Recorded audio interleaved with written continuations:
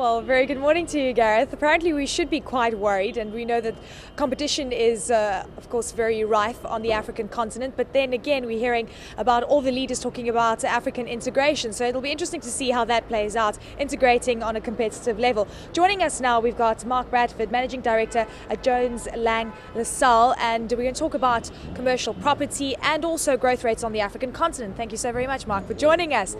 Okay, so we're very excited about Africa. Some people say that we're actually sugarcoating a very stark reality of what we see on the ground: poverty, unemployment. What is your view about the overall contribution that Africa has to the global economy? Well, essentially, Africa's contribution to the global economy is actually quite small. Apparently, our total GDP is about 3% of global GDP. So although a large continent, great potential, over 1 billion consumers going forward, as we stand right now, we have a long way to go before we become significant contributors to global GDP. All right, on the property front, it's also quite exciting. We know that a lot of multinational companies are wanting to enter the African continent, but they can't do this if they don't have property, if they don't have somewhere to go.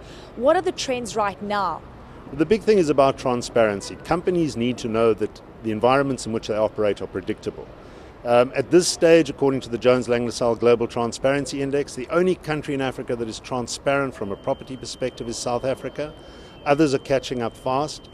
Corporates are looking for space. In the majority of cities, we have a situation where there's more demand than there is supply, certainly of quality A-grade accommodation.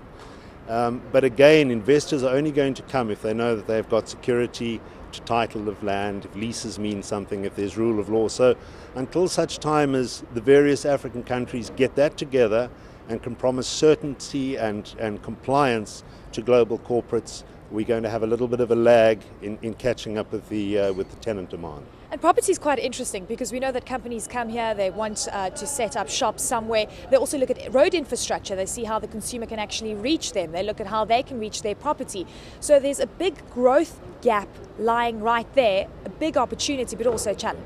Huge opportunity. I mean, particularly in the logistics sector to support the retail, as you so correctly said. I mean, very often the ports in Africa are, hugely underdeveloped.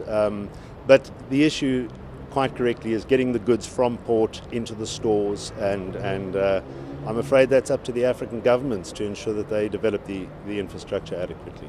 And here's a question with regards to integration. It seems that this is one of the big themes, integrated Africa. Can we do that if we're competing against each other and we're actually tapping into other emerging markets to bring goods into the continent?